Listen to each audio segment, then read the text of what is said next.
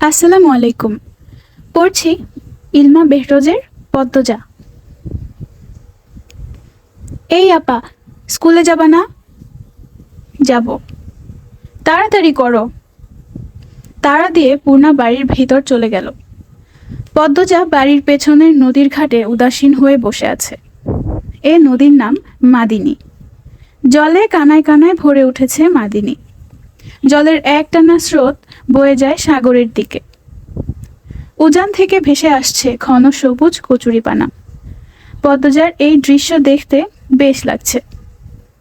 নিষ্পলক চোখে তাকিয়ে আছে মাদিনী স্বচ্ছ জলের দিকে। একটা লঞ্চ জল কেটে এগিয়ে যাচ্ছে মাদিনীর বুকের ওপর দিয়ে। লঞ্চ দেখে 1 মাস আগেরকার ঘটনা মনে পড়ে গেল তার। সেই রাতে হেমলতা ছুরি ধার দিয়ে নিজ ঘরে চলে যান।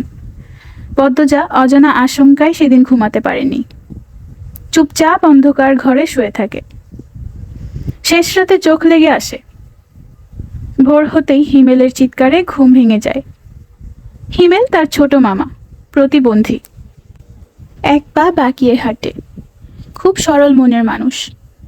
বয়স 22 হলেও এখনো শিশুদের মতো আচরণ করে। কথায় কথায় খুব কাঁদে। পদ্মজা ওড়না গায়ে জড়িয়ে দৌড়ে বের হলো। পদ্মজাকে দেখে উত্তেজিত হয়ে পড়ে হিমেল। এই পদ্ম, আপা কই? আপা, আপা। পদ্মজা উৎকণ্ঠা নিয়ে প্রশ্ন করল, কি হয়েছে মামা? এমন করছো কেন? পদ্মজার প্রশ্ন উপেক্ষা করে হিমেল হেমলতাকে ডাকছে। আপা, এই আপা। হেমলতা বাড়ির পেছন থেকে ব্যস্ত পায়ে হেঁটে এলেন। কি হয়েছে? হেমলতাকে দেখে হাউমাউ করে কেঁদে উঠল হিমেল। আপা, ভাইজান খুন হয়েছে। রাইতে কে জানি মাইরা ফেলছে রে আপা। হিমেল কাঁদতে কাঁদতে হাঁটু ভেঙে বসে পড়ল। পদ্মজা তাৎক্ষণিক সন্দিহান চোখে মায়ের দিকে তাকালো। হেমলতাকে দেখে মনে হচ্ছে তিনি চমকে গিয়েছেন, অথচ তার চমকানোর কথা ছিল না। নাকি হিমেলের সামনে অভিনয় করলেন। হেমলতা দ্রুত পায়ে বাড়ি থেকে বেরিয়ে যেতে যেতে বললেন, পূর্ণা প্রেমাকে ওদিক যেতে দিস না পদ্ম, আমি আসছি। হেমলতার পিছু পিছু খুঁড়িয়ে খুঁড়িয়ে হেঁটে যায় হিমেল। পদ্মজা রাতেই ভেবেছিল এমন ঘটনা ঘটতে পারে। সে তার মাকে সবচেয়ে ভালো জানে, তবুও এখন ভয় পাচ্ছে। পুলিশ কি এসেছে? মাকে ধরে নিয়ে যাবে না তো? ভাবতে গিয়ে ধক করে উঠল পদ্মজার বুক। গ্রামের কাছেই শহর, থানা। পুলিশ নিশ্চয় চলে এসেছে। পদ্ম ধপ করে বসে পড়ল মাটিতে। সে ঘামছে, নাক মুখ গলা ঘেমে একাকার হয়ে যাচ্ছে। খুনের কথা শুনে ভীষণ ভয় পেয়েছে পূর্ণা। আতঙ্কে দম বন্ধ হওয়ার উপক্রম। সে পদ্মজার পাশে এসে হাত চেপে ধরে। পদ্মজা মৃদু কাঁপছে। চোখে ভাসছে হেমলতাকে পুলিশ শিকল দিয়ে বেঁধে নিয়ে যাচ্ছে। তার খুব কান্না পাচ্ছে। সময় নষ্ট না করে তড়িঘড়ি করে মাথার ওড়নার আঁচল টেনে নিয়ে পূর্ণার উদ্দেশ্যে বলল, প্রেমাকে দেখে রাখিস। বাড়ি ভর্তি মানুষ। মানুষ আসছে ঠেলে ঠুলে। হেমলতা হানিফের লাশের সামনে গিয়ে দাঁড়ালেন। ঠিক সেই মুহূর্তে ফর্সা রঙের দুজন মহিলা ঝাঁপিয়ে পড়ল তার ওপর। আকস্মিক আক্রমণে অপ্রস্তুত হয়ে পড়লেন হেমলতা। খেয়াল করে দেখেন মহিলা দুজন তার মা আর বোন। তারা হাউমাউ করে কাঁদছে, কিন্তু হেমলতার তো কান্না পাচ্ছে না। ব্যাপারটা লোকচক্ষু ঠেকছে। একটু কি কান্নার অভিনয় করা উচিত? হানিফের মৃতদেহ দেখে মনে হচ্ছে কেউ ইচ্ছে মতো কুপিয়েছে। হেমলতার দেখে শান্তি লাগছে। এমন শান্তি অনেকদিন পাওয়া হয়নি। পদ্মজাও সেখানে উপস্থিত হয়। হেমলতার নজরে পড়ে। ভীতু চোখে মায়ের চোখের দিকে তাকালো পদ্মজা। হেমলতা ভ্রু কুঞ্চিত করে আবার স্বাভাবিক করে নিলেন। পদ্মজা চোখ ঘুরিয়ে দেখছে পুলিশ এসেছে কিনা। চারিদিকে এত মানুষ। পদ্মজাকে এদিক ওদিক উকি দিতে দেখে হেমলতা মেয়ের দিকে তেড়ে যান। চোখ রাঙিয়ে পদ্মজার মাথা ঢেকে দিলেন ওড়না দিয়ে। পদ্মজা দ্রুত ওড়নার আঁচল মুখে চেপে ধরে গোয়াল ঘরে ঢুকে পড়ে। তার মা চায় না সে কখনো এত মানুষের সামনে থাকুক। হেমলতা ঘাড় ঘুরিয়ে দেখেন পদ্মজা গোয়ালঘর থেকে উকি দিয়ে বাইরের অবস্থা পর্যবেক্ষণ করছে। কিছুক্ষণের মধ্যে পুলিশের দল আসে, সবাইকে জিজ্ঞাসাবাদ করে হানিফের লাশ নিয়ে যায়। লোকমুখে শোনা যায় হানিফ খুন হয়েছে শেষ রাতে। সকালে লঞ্চ ঘাটে লাশ ভেসে ওঠে। হেমলতাকে পুলিশ নিয়ে যায়নি বলে পদ্মজা স্বস্তির নিঃশ্বাস ছাড়ে। মানুষের ভিড়ও কমে গেছে। হেমলতার মা কাঁদতে কাঁদতে ক্লান্ত হয়ে উঠোনের এক কোণে বসে আছেন। পদ্মজা গুটি পায়ে গোয়ালঘর থেকে বেরিয়ে আসে। পদ্মজার দিকে তাকিয়ে মৃদু হাসেন হেমলতা। সেই হাসি দৃষ্টিগোচর হয় হেমলতার মা মঞ্জুরার। তিনি কিছু একটা ভেবে নিয়ে হেমলতার কাছে এসে কিরমির করে বললে, তুই খুন করছস? সঙ্গে সঙ্গে হেমলতা জবাব দিলেন, তোমার এমন মনে হচ্ছে কেন? হেমলতার কণ্ঠ স্বাভাবিক। পদ্মজা এই প্রশ্ন শুনে ভয় পেয়ে গেছে। যদি নানু পুলিশকে বলে দেয়, পুলিশ তো তার মাকে নিয়ে যাবে। কাইল রাইতে তুই আইছিলি হানিফের ঘরে, আমি দেখি নাই? রাগে কাঁপছেন মঞ্জুরা। এসেছি। হেমলতার নির্বিকার স্বীকারোক্তি। কেন মারলি আমার স্যারারে? তোর কি ক্ষতি করছে? আসছি বলেই আমি খুন করেছি? এত রাইতে তুই তার কাছে আর কি দরকারে আইবি? আমি তাকে মারতেই যাব কেন? মঞ্জুরা আহত দৃষ্টিতে তাকিয়ে আছেন হেমলতার দিকে। হেমলতার চোখ মুখ শক্ত। নিস্তব্ধতা কাটিয়ে মঞ্জুরা চেঁচিয়ে উঠলেন, পুলিশের কাছে যাবো আমি। পদ্মজা কেঁদে উঠল। অস্পষ্ট কণ্ঠে বলল, নানু এমন করো না। হেমলতা নিচু স্বরে কঠিন করে বললেন, আমার মেয়েদের থেকে আমাকে দূরে সরানোর চেষ্টা করো না আম্মা, ফল খুব খারাপ হবে। পদ্মজার মনে হলো মঞ্জুরা ভয় পেয়ে গেছেন। তার চোখে মুখে ছড়িয়ে পড়েছে শঙ্কা। তিনি সবসময় হেমলতাকে ভয় পেয়ে চুপসে থাকেন। পদ্মজা বুঝে উঠতে পারে না নানু কেন ভয় পায় মাকে। মায়ের অতীতে কি ঘটেছে? কেন তিনি এমন কাঠখোট্টা? ছেলের খুনিকে কোনো মা ছাড় দেয়? নানু কেন ছাড়লেন? মেয়ে বলে, নাকি অন্য কারণ আছে? কোনো উত্তর নেই। এসব ভাবলে ভীষণ মাথা ব্যথা হয়। অন্য ৮-১০টা পরিবারের মতো তারা নয় কেন? নাকি গোপনে সব পরিবারেই এমন জটিলতা আছে? প্রশ্ন হাজারটা, উত্তর কোথায়? সেদিন রাতে খাওয়ার সময় হেমলতা নিম্নস্বরে পদ্মজাকে ডাকলেন, পদ্ম। জি আম্মা। আমি হানিফকে খুন করিনি। কারা করেছে তাও জানি না। কথাটি শুনে পদ্মজা অবাক হয়। তার মা মিথ্যে বলে না। তাহলে কারা খুন করলো? পদ্মজা প্রশ্ন করল। তাহলে শেষ রাতে মামার কাছে কেন গিয়েছিলে আম্মা? হেমলতা জবাব না দিয়ে খাওয়া ছেড়ে উঠে গেলেন। পদ্মজার ভাবনার সুতো কাটল কারো পায়ের আওয়াজ শুনে। ঘাড় ঘুরিয়ে মোর্শেদকে দেখতে পেল। মোর্শেদ পদ্মজাকে ঘাটে বসে থাকতে দেখে বিরক্তিতে কপাল কুঁচকে ফেললেন। এই সারি যা এন থেকে। জন্মদাতার এমন দূর দূর ব্যবহারে পদ্মজার কান্না পায়। নিঃশব্দে এক ফোঁটা জল গড়িয়ে পড়ে। তা আড়াল করে ব্যস্ত পায়ে বাড়ির ভেতর চলে যায় সে। কয়েক মাস পর পদ্মজার মেট্রিক পরীক্ষা। নিয়মিত স্কুলে যেতে হয়। ৩ বোন বই নিয়ে সড়কে ওঠে। পদ্মজার কোমর অবধি ওড়না দিয়ে ঢাকা। পূর্ণা এক নাগারে বকবক করে যাচ্ছে। স্কুলে যাওয়া অবধি কথা বন্ধ হবে না। মাঝে মাঝে জোরে জোরে হাসছেও। মেয়েটার হাসির রোগ আছে বোধহয়। একবার হাসি শুরু করলে আর থামে না। পদ্মজা বারবার বলেছে, আম্মা রাস্তায় কথা বলতে আর হাসতে মানা করেছে, চুপ কর। তবুও পূর্ণা হাসছে। বাড়ির বাইরে এসে সে মুক্ত পাখির মতো আচরণ করে। তাকে দেখে মনে হয় খাঁচা থেকে মুক্ত হয়েছে। পদ্ম, ওই পদ্ম, খাড়া। পদ্মজা ক্ষেতের দিকে তাকালো।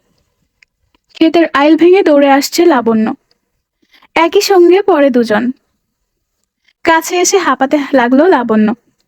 শান্ত হওয়ার পর 4 জন মিলে স্কুলের উদ্দেশ্যে হাঁটা শুরু করে। বাংলা পড়া শিখে এসেছিস, বলল পদ্মজা। তার প্রশ্ন অগ্রাহ্য করে লাবণ্য বলল, আরে সেরি, বাড়ির শুদ্ধ ভাষায় কথা কইলে বাইরেও কইতে হইব নাকি? আমি আঞ্চলিক ভাষায় কথা বলতে পারি না। লাবণ্য অসন্তোষ প্রকাশ করল। সে অলন্দপুরের মাতব্বর বাড়ির মেয়ে।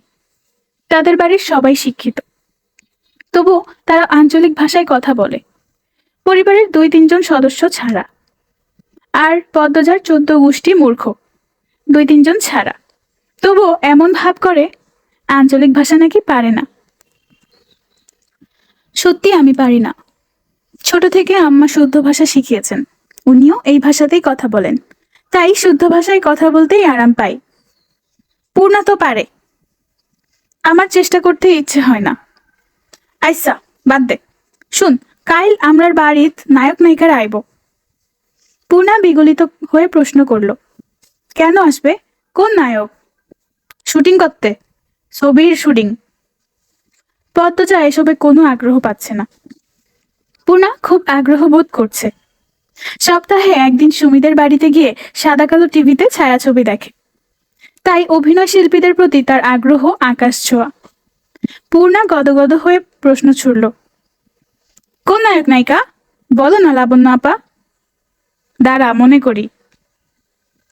পূর্ণা কৌতূহল নিয়ে তাকিয়ে আছে। লাবণ্য চোখ বুঝে মনে করার চেষ্টা করলো। এরপর মনে হতেই বলল, লিখন শাহ আর চিত্রা দেবী। তুমি আমার ছবির নায়ক নায়িকা? হ। স্কুলে যাওয়ার পুরোটা পথ লাবণ্য আর পূর্ণা ছায়াছবি নিয়ে আলোচনা করলো। মূল বক্তব্যে ছিল সুদর্শন অভিনেতা লিখন শাহ। দিনটিকে বড় অলক্ষণে মনে হচ্ছে পদ্মজার। সকালে উঠে দেখে লাল মুরগিটার একটা বাচ্চা নেই। নিশ্চয়ই শিয়ালের কারবার। রাতে মুরগির খোপের দরজা লাগানো হয়নি। আর এখন চোখে পড়ল, দেয়াল ঘড়িটার কাঁটা ঘুরছে না। ঘড়িটার রাজধানী থেকে হানি খালামণি দিয়েছিলেন। গ্রামে খুব কম লোকই হাত ঘড়ি পরে। দেয়াল ঘড়ি হাতে গোনা 2-3 জনের বাড়িতে আছে। পদ্মজা সূর্যের দিকে চেয়ে সময়ের আন্দাজ করার চেষ্টা করল। পূর্ণা প্রেমা দুপুরের খাবার খেয়েই ঘুমিয়ে পড়েছে। আর আম্মা? পদ্মজা পাশের ঘরে উকি দিয়ে দেখে হেমলতা মনোযোগ সহকারে সেলাই মেশিনে কাপড় সেলাই করছেন। আটপাড়ায় একমাত্র তিনি সেলাই কাজ করেন। প্রতিটি ঘরের কারো না কারো পরনে তার সেলাই করা জামা আছে। লুকিয়ে দেখছিস কেন? ঘরে আয়, হঠাৎ বললেন হেমলতা। পদ্মজা লজ্জা পেয়ে বলল, না আম্মা, কাজ আছে। হেমলতা জগ বাড়িয়ে দিয়ে বললেন, পানি ভরে নিয়ে আয়। জগ হাতে নিয়ে পদ্মজা বলল, সৎকা কোন মুরগিটা দেব? হেমলতা গতকাল স্বপ্নে দেখেছেন বাড়িতে আগুন লেগেছে, তাই ছটকা দিবেন বলে মন স্থির করেছেন। দুঃস্বপ্ন দেখলেই তিনি ভীষণ অস্থির হয়ে পড়েন। গরিব দুঃখীদের সৎকা দেওয়ার পরই স্বস্তি পান। তার পূর্ণাঙ্গ বিশ্বাস, গরিব মিসকিনদের দান করলে তাদের দোয়ায় বিপদ কেটে যায়। সাদা মোরগটা মুন্না এসেছে? না, প্রতিদিন বিকেলবেলা পানি নিতে আসে, একটু পরই আসবে। হেমলতা আর কথা বাড়ালেন না। পদ্মজা কলপার থেকে পানি নিয়ে আসে। আসরের আজানের সঙ্গে সঙ্গে মোড়ল বাড়ির কল থেকে পানি নিতে আসে মুন্না। গ্রামে সচ্ছল পরিবার নেই বললেই চলে। হাতে গোনা যে কয়েকটা পরিবারে সচ্ছলতা বিদ্যমান, শুধু তাদের বাড়িতেই টিউবওয়েল আছে। পুরো আটপাড়াতে টিউবওয়েল মাত্র 5টা। পদ্মজাদের টিউবওয়েল থেকে পানি নিতে প্রতিদিন অনেকেই আসে। তার মধ্যে একজন মুন্না। বয়স বেশি নয়, মাত্র 10 বছর। মাহারা ছেলেটির পঙ্গু বাবা সদরে বসে ভিক্ষা করে। মুন্নাকে দেখে রাখার বা যত্ন করার কেউ নেই। এখানে ওখানে ঘুরে বেড়ায়, কারো মায়া হলে একবেলা নিয়ে দুমুঠো খেতে দেয়। পদ্মজা মোরগ নিয়ে কলপারে এসে দেখে মুন্না নেই। একটু সামনে হেঁটে যেতেই ঘাটে দেখতে পেল ছেলেটিকে। ডাকলো, এই মুন্না। মুন্না ফিরে তাকালো। পদ্মজার হাতে সাদা মোরগ দেখে খুশিতে জল জল করে ওঠে তার চোখ মুখ। পদ্মজা না বললেও সে বুঝে গেল আজ ছটকা পাবে। দাঁত কেলিয়ে হেসে দ্রুত পায়ে এগিয়ে এলো মুন্না। হাসছিস কেন? এই নে মোরগ, তোর আব্বাকে নিয়ে খাবি। মুন্না খুশিতে গদগদ হয়ে মোরগটিকে 2 হাতে জড়িয়ে ধরল। কি সুন্দর মুন্নার হাসি! তার খুশিতে পদ্মজাও খুশি হলো। বলল, খুব খুশি? হ। আমাদের জন্য দোয়া করবি? করবাম আপা। আচার খাবি? হ, খাইবাম। কোনো খাবারে ছেলেটার না নেই, সে সব খায়। পদ্মজা আবার হাসল। খাওয়ার কথা শুনলেই পেটুক মুন্নার চোখ চকচক করে ওঠে। আচার নিয়ে আসে পদ্মজা। মুন্নার সঙ্গে খাটের সিঁড়িতে বসে আরাম করে দুজন আচার খায়। মুন্না একটু একটু করে খেতে খেতে বলল, আপা তুমি খুব ভালা। তাই? হ, বড় হইয়া আমি তোমারে বিয়া করবাম। পদ্মজা বিষম খেল। দ্রুত এদিক ওদিক তাকিয়ে দেখলো কেউ শুনল নাকি। বিয়ে তার কাছে খুব লজ্জাজনক শব্দ। শব্দটি শুনলেই লজ্জায় লাল হয়ে যায় সে, অন্তর কাঁপে। ফিসফিসিয়ে মুন্নাকে জিজ্ঞাসা করে, বিয়ের কথা কোথায় শিখলি? আব্বা কইছে। আর বলবি না এসব, যা বাড়িতে যা। পদ্মজা তড়িঘড়ি করে বাড়ির ভেতরে চলে যায়। রান্নাঘরে ঢুকে দেখে হেমলতা রাতের রান্নার প্রস্তুতি নিচ্ছেন। সন্ধ্যার পর বিদ্যুৎ থাকে না, হারিকেন জ্বালিয়ে রান্না করতে হয়। প্রতিদিন ঘরে একটা, আবার রান্নাঘরে আরেকটা হারিকেন জ্বালানো অনেক খরচের ব্যাপার। তাই বিকেলে রাতের রান্না সেরে ফেলেন তিনি। পদ্মজা উৎসাহ নিয়ে জিজ্ঞেস করল, আম্মা আমি রাঁধি? লাগবে না, সাহায্য কর শুধু। পদ্মজা চোখ ঘুরিয়ে খুঁজতে লাগলো কি কাজ করা যায়, কিন্তু এমন কিছু পেল না যেটা করা যায়। কোনো সাহায্যের প্রয়োজন তো নেই, কোনো সাহায্যের প্রয়োজনই তো নেই।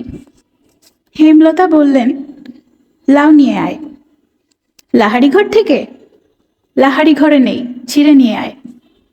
পদ্মজা এমনভাবে ছুটে যায় যেন মায়ের আদেশ নয়, চাঁদ পেয়েছে।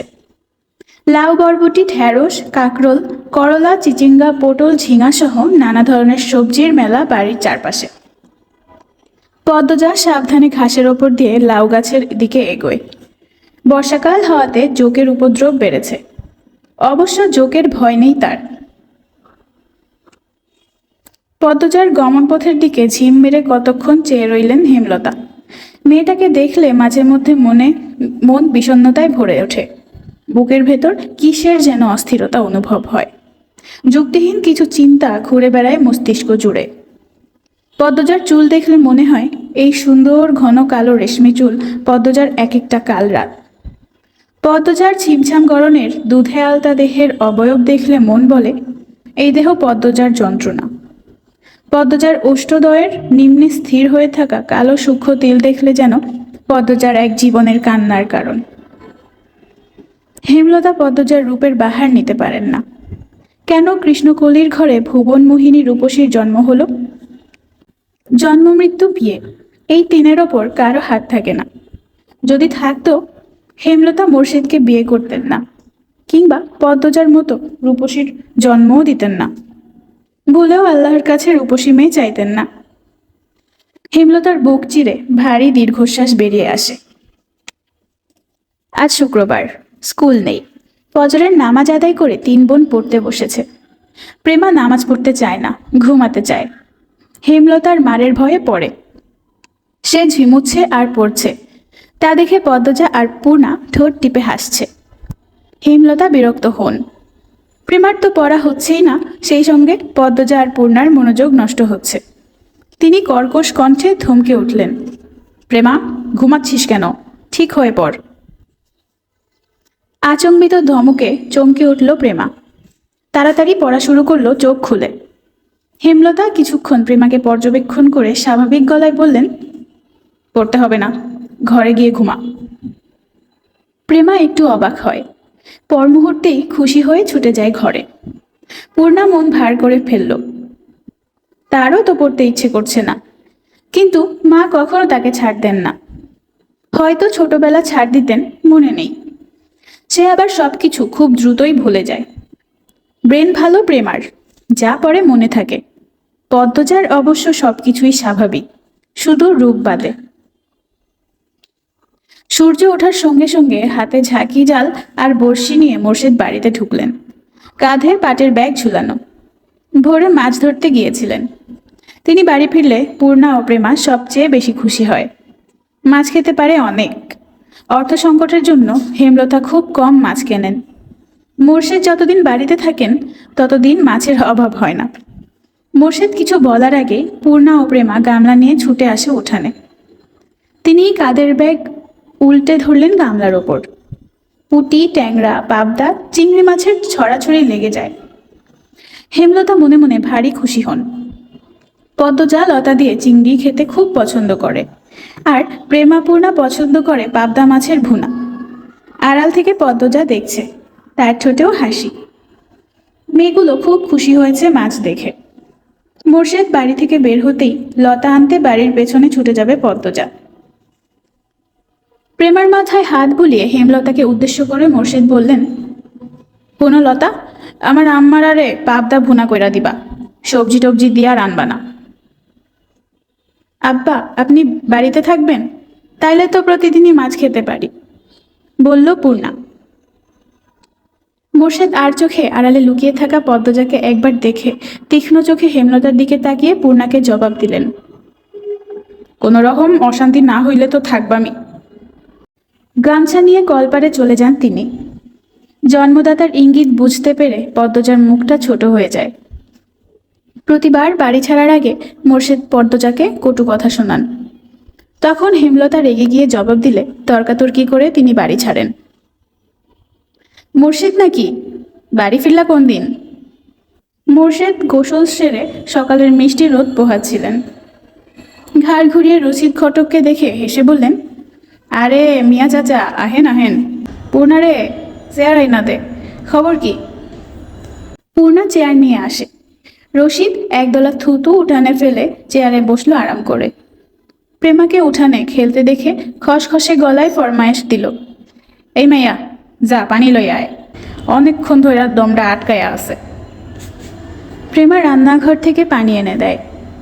রশিদ পানি খেয়ে মোর্শেদকে বলল, খবর তো ভালাই, তো বাবা সেইটারে কি বিয়া দিবা না? 2 বছর যাক পড়তাছে, যখন মেট্রিকটা পাশ করুক, কি কন? মেজোটা না বড়টা, তোমার বউ তো মরিচের লাহান, কোনো বায়ও রাজি হয় না। তুমি বোঝাও, পাত্র খাঁটি হীরা, বাপদাদার জমিদারি আছে। মোর্শেদ আর চোখে হেমলতা এবং পদ্মজার উপস্থিতি পর্যবেক্ষণ করলেন। নেই ওরা। তিনি জানেন পদ্মজার উপর কোনো রকম জোর জবরদস্তি তিনি করতে পারবেন না। হেমলতা তা হতে দেবে না। এসব তো আর বাইরের মানুষের সামনে বলা যায় না। মোর্শেদ রশিদ ঘটককে নরম গলায় বললেন, থাকুক না, পড়ুক, মায়ে যখন চায় সেরি পড়ুক, তাইলে পড়ুক।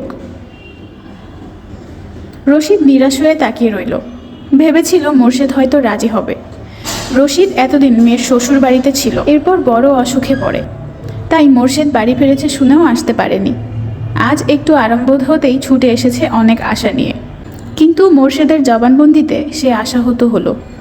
কটমটে গলায় বলল, যুবতী ঘরে রাখুন ভালা না, যখন বংশে কালি পড়ব তখন বুঝবা। হুনো মোর্শেদ, এই বয়সী মাইয়াদের স্বভাব চরিত্র বেশি দিন ভালা থাকে না, পাপ কাম এদের চারপাশে ঘুরঘুর করে। বেলা থাকতে জামাই ধরাইয়া দেওয়ান লাগে, বুঝছো? তোমার বউরে বোঝাও। পাত্রের অনেক প্রশংসা করলো রশিদ। জমি জমা বাড়িঘর সব কিছু বাড়াবাড়ি রকমের বর্ণনা দিল। রশিদ ঘটক যেতেই মোর্শেদ হেমলতার পাশে গিয়ে বসেন। পদ্মজার বিয়ের কথা তুলেন ইনিয়ে বিনিয়ে।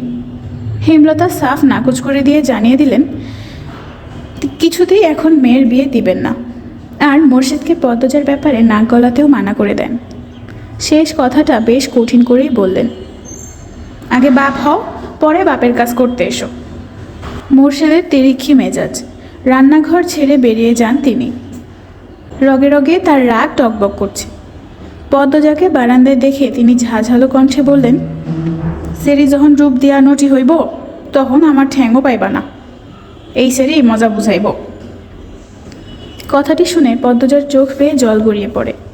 হেমলতা রান্নাঘর থেকে বের হয়ে আসেন মোর্শেদকে কিছু কঠিন কথা শোনাতে। পদ্মজা তখন দৌড়ে আসে, হেমলতার হাতে ধরে রান্নাঘরের ভেতর নিয়ে যায়। মোর্শেদ যতক্ষণ বাড়িতে থাকে তারও ততক্ষণ খুব ভালো লাগে। পূর্ণা প্রেমা কত খুশি হয়, বাড়িটা পরিপূর্ণ লাগে। সে চায় না বাবা ঝগড়া করে রাগ নিয়ে বাড়ি ছেড়ে চলে যাক। হেমলতা রাগে এক ঝটকায় মেয়ের হাত সরিয়ে দেন। তার সহ্য হয় না মোর্শেদকে। মানুষের কথা দ্বারা নিয়ন্ত্রিত হওয়া বদমেজাজি একজন মানুষ মোর্শেদ। ভালোটা কখনো বোঝে না, মানুষের কথায় নাচে। সারাক্ষণ একটা বাক্যই যেন জপ করে, লোকে কি বলবে। মুষলধারে বৃষ্টি হচ্ছে। মাথার উপর বৃষ্টি নিয়ে মোর্শেদ বাড়ি ফেরেন। মুখ দেখে বোঝা যাচ্ছে তিনি খুব খুশি। হেমলতাকে ডেকে বললেন, 1 মাসের লেগা ঘরটা সাইরা লাহারি ঘরে উঠা পড়ো। হেমলতা কিছু বললেন না। তার প্রশ্নবোধক চাহনি দেখে মোর্শেদ বললেন, শুটিং করার লাইগা মাতব্বর বাড়ির যারা আইছে হেরান নাকি শুটিংয়ের জন্যই আমার বাড়ি পছন্দ হয়েছে। বিরাট অঙ্কের টাকা দিব কইছে, আমিও কথা দিয়ে আইছি। হেমলতা রেগে যেতে গিয়েও পারলেন না। সত্যি টাকা খুব দরকার। পদ্মজার সামনে মেট্রিক পরীক্ষা। কত খরচ! কলেজে পড়াতে ঢাকা পাঠাতে হবে। পদ্মজা যখন ছোট ছিল তখনও একবার এই বাড়িতে শুটিং হয়েছিল। তিনি কিছুক্ষণ ভেবে বললেন, টাকার কথা আমার সঙ্গে আলোচনা করতে বলো, নয়তো জায়গা হবে না। আরে বললাম নে, এখন সব গুছাও, ওরা কালই আইব। পূর্ণা আড়াল থেকে সবটা শুনেছে। 7 দিন হয়েছে লিখন শাহ আর চিত্রা দেবী অলন্দপুর এসেছে, অথচ সে দেখতে পারল না। হেমলতা যেতে অনুমতি দেননি। পূর্ণা নামাজের পর দোয়ায় খুব অনুনয় করে আল্লাহকে বলেছে যেন লিখন শাহ আর চিত্রা দেবীকে সচক্ষে দেখতে পারে। আর এখন শুনছে তাদের বাড়িতেই নাকি আসছে ওরা। পূর্ণার মনে হচ্ছে খুশিতে সে মারা যাবে। বুকের ভেতর দম আটকে আসছে। পানি লাগবে, পানি। এই মগা, আমাকে 1 কাপ চা দাও তো। মগা ঝড়ের গতিতে চা নিয়ে আসে। চিত্রার পাশের চেয়ারটা টেনে তাতে বসল লিখন। এরপর মগাকে বলল, দারুণ চা করো তো তুমি। কাচুমাচু হয়ে হাসল মগা। ভাবে বোঝা গেল প্রশংসা শুনে ভীষণ লজ্জা পেয়েছে। এদিকে মগার ভাবভঙ্গি দেখে হেসে উঠল চিত্রা। চিত্রার হাসির সেই দৃশ্য মুগ্ধ হয়ে দেখছে মগা। মাতব্বর বাড়ির কামলা সে। চিত্রনায়ক লিখন শাহ এবং চিত্রনায়িকা চিত্রা দেবীর সেবা করার দায়িত্ব তাকে দেওয়া হয়েছে।